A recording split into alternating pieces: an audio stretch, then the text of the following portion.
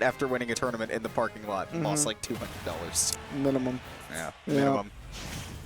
He was formerly the the Shockwave King, the one that won all the time, and he's up against Awestin, who for a spell and I guess somewhat recently as well, the Shockwave King in Ultimate, and these two are going to be going at it for the first time again in a while. I love to watch these two play, and I think the last couple of times we've seen this at Shockwave, Lima has been actually pretty heftily in favor. And we're seeing, again, look at that. 50-something damage off of one combo off of an air-to-air situation. Oh, we're seeing, again, Austin's got to readjust to not being able to use that PK Fire because Bayo can actually Witch Time out of being actively burned. Yes. You should not actually burn the Witch in this matchup. No, it's a bad idea. Dead. That's on purpose from Lima, though. He can make it back because Bayonetta still has a crazy recovery, and he just body blocked that boy. Oh, yeah. Great tech from Lima as well, preparing himself for the situation. Of course, knew that he had enough vitality to survive it. That's a nice fake out by Lima, too, there. He went all the way up high. Austin expected him to land on stage. He faked out going to the ledge and then came right back with the ABK, and the pressure just continues on the second stock. Nice empty land for a little bit. Looked like it was going to be, but he goes for the really late forward air. Lima's pressure is pretty nice. Yeah. He's got a good lead. The big thing that Bayonetta, I'm seeing, especially from Lima in this matchup, not only is this combo game fresh, there's a lot of mix-up in the combo game. Austin has to actively react to everything that Lima's throwing at him as Austin gets a throw himself. He's got to react to that. And, Lima's like almost half Austin's age. Like, reaction time is not fully in Austin's favor, and that is a dead Ness. That was surgical. Yeah. That was Lima right back to business. It looks like he never put this game down. I was talking about it a little bit. You can definitely see the edge guarding coming through in this matchup. Lima consistently is able to put Austin off stage because he's also consistently able to put off on damage due to air-to-air interactions. And once you put the Ness off stage, Bayo has a field lip. Now that I'm thinking about it, you're right. The fact that Ness doesn't have effective air-to-air, which is normally his biggest strength, right? It's not effective against Bayonetta as much, and Lima can just challenge him. And worth noting, most of the time, his forward air is going to beat out most of Bayo's aerials, but if his forward air misses, Bayo can actually whip punish it very well with a big burst range of APK. And it can hit so low to the ground as well that you don't even have to catch him out of a forward air. It can catch literally grounded Ness. So, ooh, scary. Yeah, final destination here for Game 2. Austin runs away from the PK Thunder as he throws it out. He's already learned from that Witch Time previously. I got to see if he can continue this ledge guard, possibly even just a ledge trap. If he can keep Lima away from him. Yo-Yo still broken even in this matchup. That's so funny. Yeah, Yo-Yo is actually really good against Bayonetta's recovery as well if he's able to set it up. Back here, they're probably calling out an ABK from the ledge. I love that Austin positioning himself for the ledge trap is actually way closer to center than actually a normal ledge trap you would see. Yeah. That's specifically against Bayonetta. Yeah. My gosh. That down smash was definitely scary for Austin, but timing was on his side.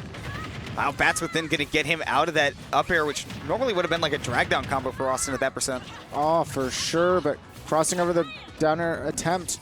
Austin reapplying damage, continuing his lead, solidifying his lead. This game plan has not only changed out of necessity, but also because of the stage he's on. That Yo-Yo just bouncing on the shield. Okay, nothing too big off of that Witch Twist. He fell out in a really awkward way for Lima. This is really interesting. This is such a grounded Ness that we're seeing out of Austin because he's on FD. And he wants to take away that air-to-air game by taking Lima to FD. And he does not want to just run into these ABKs for swinging first and missing. Ooh, wonderful coverage on that cross-up there from Lima. Had to be able to react to that. Look at that, ABK catching grounded Ness, comboing almost a kill, but great DI. Of course, we're seeing Ness at 189, but Bayo in this game does not have the best of kill power. Very few moves actually got a chance to get him here, though. Okay, that's Nair. Not going to kill off Nair. Wow, you're right. I was like, are you sure? It's 2 and 12. Yeah. Point blank guns, though. Nair very weak, but Guns will definitely get a gun. Guns will get a gun. I like that. Guns will get a gun. Yeah. Okay, dash attack, resets Austin off stage. Has to go high. That's going to be a... Ooh, oh my gosh, he drifted behind into the ledge. What a drift. Who would know that? And Austin does that because he's not comfortable taking a hit on stage. He's on this evened up stock. He wants to make this perfectly in his favor. My gosh, that Yo-Yo almost does it too. Yeah, Bayonetta's light. Yeah. Wasn't the best DI from Lima. That's why I think that if he went right into the corner, he actually could have lived that. Possible. Ooh, gosh, which twist is scary. Yeah, he's got to go on stage, though. I don't He know used if all Awestin his has a jump. resources. Okay. I think Awestin lost his jump, but more importantly, Lima had less than just not his jump. Oh, My he's gosh, dead. this edge guard from Lima, like I said, does not let the Ness on for free, ever. Austin's got to work for it. Okay, back air doesn't quite connect, but he's able to steal center.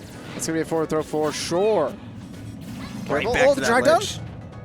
We've seen Awestin try to go for that a couple times, and Lima had gotten out before, but once he does get that drag down tilts galore. 55% on Lima already, and if this ledge guard can actually work out for Awestin, it's just that he doesn't have time to set up his normal stuff against the Bayonetta.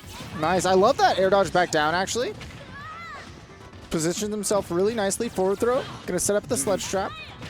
Ooh, Ooh, up tilt. smooth landing. That's nice from Lima not to try to challenge that with an aerial. Awestin in danger right now. Love that he rolls out of the way, though. Doesn't want to deal with that witch twist. This could be a setup here. Okay, Bayonetta back on the other side of the stage, but Lima's just been able to command center so easily. Yo-Yo comes out, but it's very hard to challenge Bayonetta with the Yo-Yo. Get Up Attack comes through. Nair sets Awestin off stage, and that back air across stage comes out a little bit quicker than Lima's back air. Yeah, So he's comes able out to for the take it. Ness. That was, however, a very close game 2, as opposed to a very dominant game 1 from Lima. It was Awestin, really close on Austin's counter pick. That is a very good counter pick in the matchup. You want to stop Bayonetta from utilizing platforms as much as possible, and what best way to do that than to literally give her no platforms? Exactly. But now Lima gets to choose some form of stage, and obviously Ness does stuff on platforms, but we saw so much success from Awestin whenever he's able to keep the Bayonetta on the ground. So the thought in my mind, I want to see, we're going to Town and City, which can be FD-like at times, but it's going to be crucial for Awestin to get out to an early lead in this game, because if not, Lima gets to run the tempo of the match, he gets to sit on platforms whenever he wants to, and Awestin is going to be stuck dead in the water with the smaller hitboxes and a less maneuverable character. Interesting that this is like a great Bayo counter pick in different games for different reasons. In Smash 4, you definitely wanted those early like KOs off the top. In this game, you actually like the higher ceiling and love being able to kill early off the side. Yeah. They definitely flipped Bayo's kill axis on the side. Yeah. That said, being able to combo with Witch Twist off of these tall platforms might even be able to get one of the early KOs off the top. Lima's certainly going for something right there, but Awestin not letting up the pressure. Big jab is going to put on some big damage. Barely avoids that PK fire. Back air, of course, is going to be one of the things. Oh, yeah. Cancel those guns early to punish that air dodge. Yeah. Like I said, does not let that Ness back on stage. Got to see if Awestin can turn that around for himself, though. I mean, historically, keeping Bayonetta off the stage is always one of the hardest things to do, but Awestin has just not been able to get anything going there. Ooh, high recovery. Still going to get sniped out by that Thunder. Oh, okay. I love the idea by Awestin. He almost punished that downwards ABK, but Right big there. risk, and it definitely is punished. Yeah, far too much of a risk, and Lima's just going to continue to rack on. I mean, he's pouring on the damage right now, and Awestin just doesn't have an answer as far as getting juggled by this Bayonetta, not to mention trying to get back to the stage. Double ABK again. Doesn't quite find the back air, and as a result, Awestin finds his, evening up stock count, but he is not healthy. Not a healthy boy. Ooh, that drag down on that up air almost sets up for more, but that bat within is coming in so clutch because so many of Ness's aerials are multi-hit like that, right? Especially the ones he uses often. Now, I think if Bayo gets the parry... No okay. tech, no jump.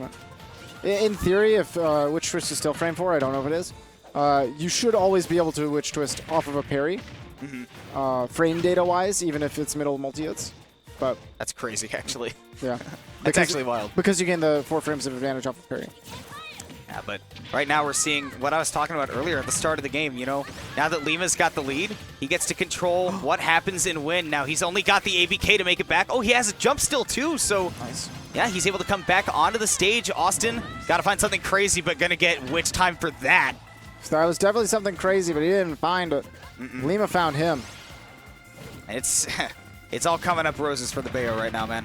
Important to note, this is winners semis. This is still all 2 out of 3. This is Austin's tournament stock right now, and it's gone. Yes, and it is done. Awestin gets the stock, but that's all he's going to get. Lima with that 2-1 W over Awestin, essentially a 2 stock. Yeah, really intelligent placement by Lima at the end there. Definitely intentionally covering that area. He's either going to fall and get eat the PK Thunderhead and Awestin dies, or You know, with a stock to spare, it does not matter if he gets hit by that PK Thunder. He knows that Awestin is not going to make all of that distance if it's shortened by hitting the Bayonetta.